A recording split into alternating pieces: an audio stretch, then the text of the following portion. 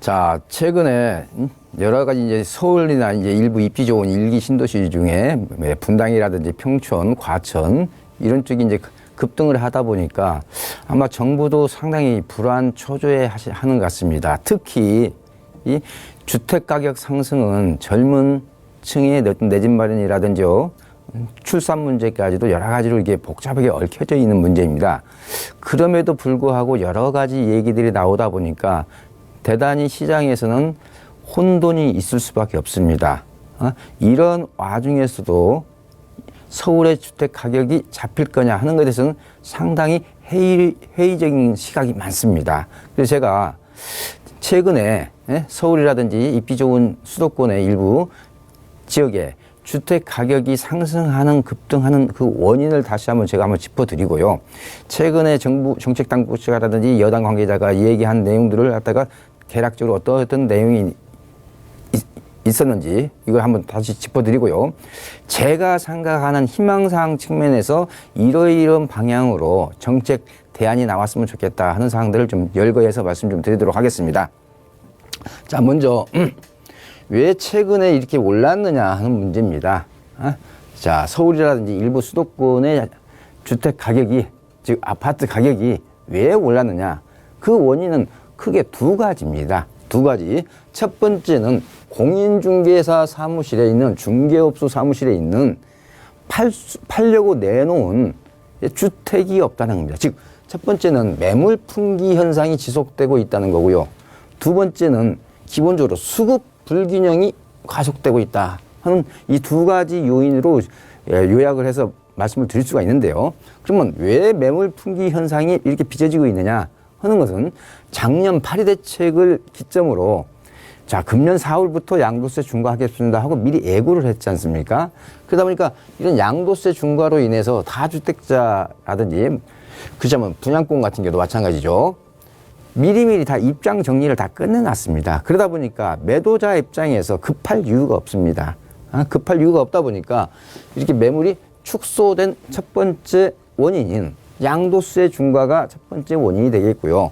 두 번째는 자, 작년엔 주거복지 로드도 그렇고 파리 대책에서도 주택 임대사업자를 적극적으로 권장을 했습니다. 그러면서 무려 지금 현재 한 33만 원으로 급증을 했습니다. 그럼 주택 우리가 임대사업자를 등록을 하면은 보통 짧게는 8년, 길게는 10년 정도 매도가 안 되죠. 의무 임대기간이라든지 의무 보유기간이다 보니까. 그러다 보니까 이런 임대사업자 등록을 많이 했기 때문에 이런 등록된 매물이 일반 중개업소에 나오기가 어려운 구조가 되어 있죠. 자, 그 다음에 세 번째는 팔고 싶어도 못 팔게끔 법으로 금지시켜 놓은 게 있죠. 자, 그게 바로 재건축 조합원지 양도 금지라든지요.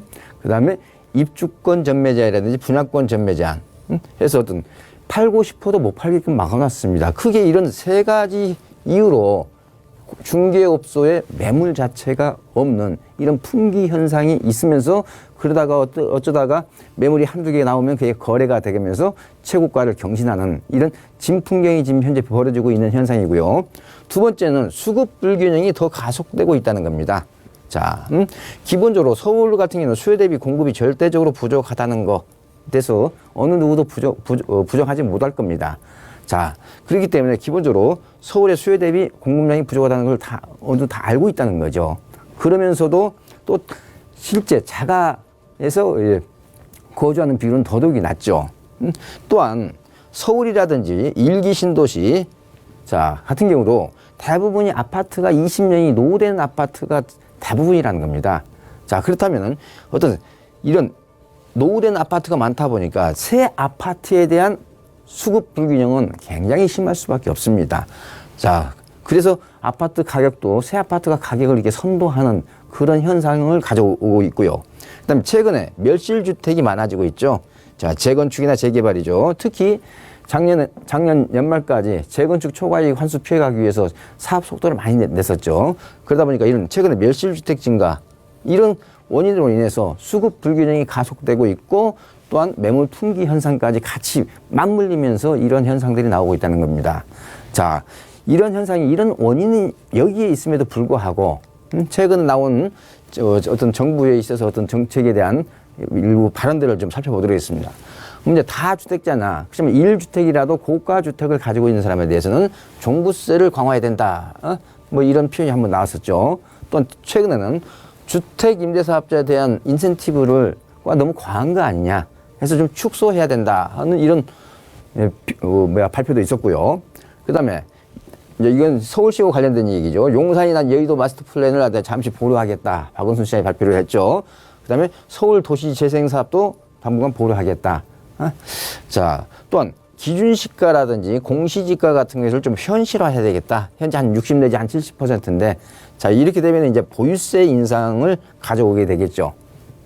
자, 그 다음에 공급 정책에 의해서는 기존에 한 30곳은 이제 지정을 하겠다고 했고요. 이번에 이제 다시 추가로 14곳 정도를 이제 추가로 지정을 하겠다고 발표는 했습니다만 아직 구체적으로 어디에서 어떻게 공급을 하겠다는 그런 구체적인 지역까지는 아직 언급이 없습니다. 자, 그 다음에 최근에 정부 여당 대표께서는 공급 확충을 통한 주택가격 안정 정책이 필수적이다라는 이런 표현까지 있었습니다. 자, 그래서 제가 생각하는 지금 여러 가지 대안들이 계속 신문에서 아직 확정되지 않은 상태로 보도가 되고 있습니다만은 제가 생각하는 좀 희망사항을 좀 말씀 좀 드리도록 하겠습니다. 첫 번째, 세금 관련된 거죠. 자, 세금 관련된 거, 세제 개편 방향은 제가 생각하는 기본적인 방향은 이렇습니다. 보유세는 올리는 건 맞습니다.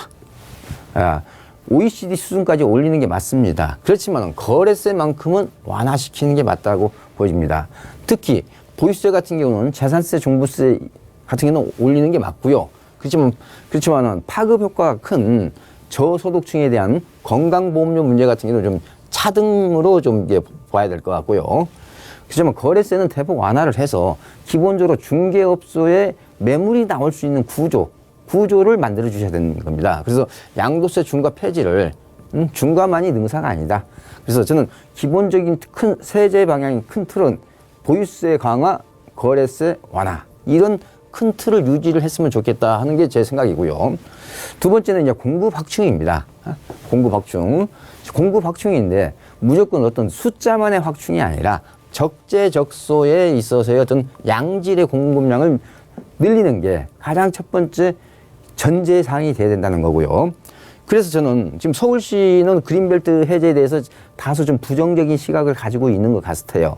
그렇지만은 저는 서울의 그린벨트도 일정 부분 해제한 후에 택지로서 개발이 필수적이다. 이 부분이 뒷받침되지 않고는 서울의 수급 불균형을 근본적으로 해결하기 위해는 역부족이라고 보여집니다.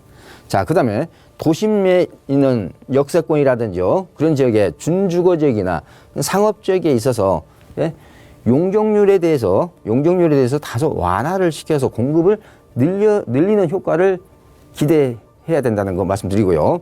그 다음에 재건축 규제라든지요, 이런 부분은 좀 완화를 시킬 필요가 있고요. 지금 최근에 멸실주택이 많다 보니까 또 수급 불균형이 한 요인이 되고 있거든요.